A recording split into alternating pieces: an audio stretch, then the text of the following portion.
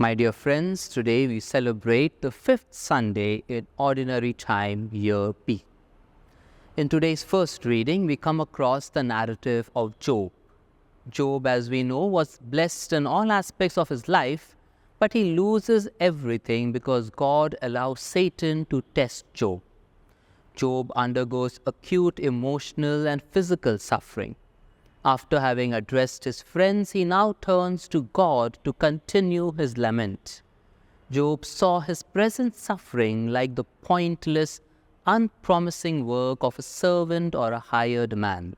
He felt there was no hope or reward, only exhaustion. To add to that, his skin was so infected that worms were in the sores and the nights seemed never to end. He was full of despair and believed that all of his good times were over. Though it might sound like an exaggeration for us, there is truth in the words of Job.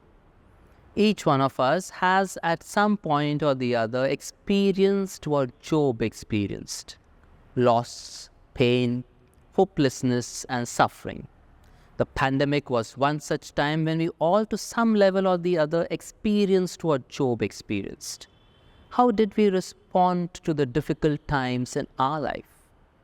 Job teaches us to turn to the Lord in prayer, and as we know, in the end, God rewards Job for never losing hope or faith. In the second reading taken from St. Paul's first letter to the Corinthians, we see Paul speaking about the mission given to him by God, that is, to proclaim the gospel. We also come across the famous saying of Paul, "I have become all things to all people." To those under the law, Paul will conduct himself as one also under the law. And to those outside the law, he will conduct himself as one outside the law. But we need to keep in mind that this saying of Paul does not indicate everything goes, or as we say in Mumbai, sab chalta hai.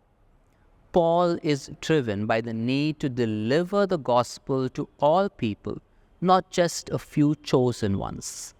For Paul, it is a matter of necessity.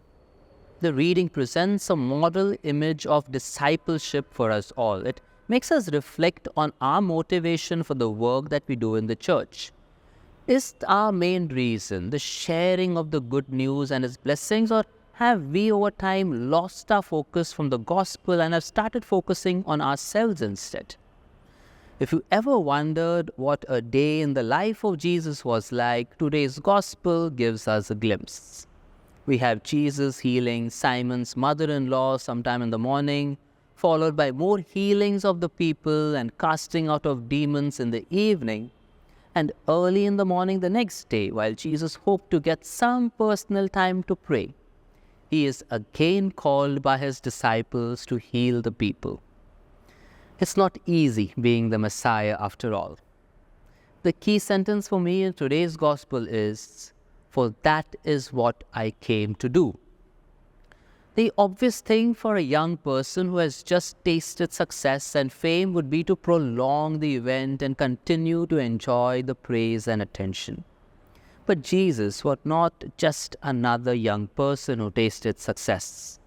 He was a man on a mission. Jesus had different expectations and priorities from Simon. While Simon was very limited, Jesus's was much larger in scope. Jesus found that his purpose wasn't becoming just a local healer, but reaching as many people as possible with the good news of God's love for them. Becoming popular and rich wasn't his primary mission. People came to him seeking his healing touch, asking for his help, and he had compassion on them. Jesus' mission was a mission of outreach. It was directed towards others.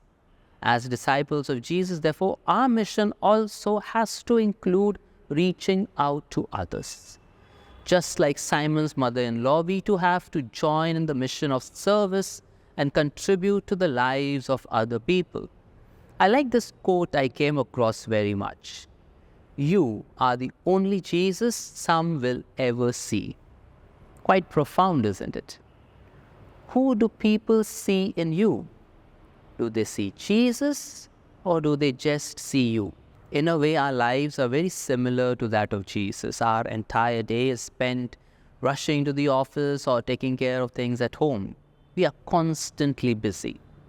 And despite the many demands that were made of him, Jesus never wavered from his mission. He did what fit his mission.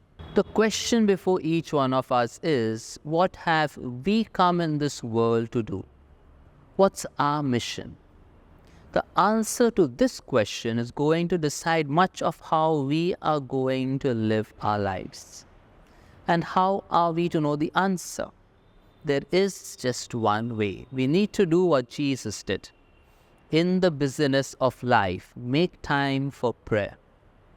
Only the Creator knows the purpose of His creation. No spiritual guide or preacher or even Google can tell you the purpose of your life. Only God can tell you what you are made for. Therefore, no matter how busy your day is, do take some time to check if you are on the right track, lest you spend all your life traveling down the wrong road. We are invited this Sunday, like Job, to turn always to the Lord in prayer and find our purpose in life. May God bless us all.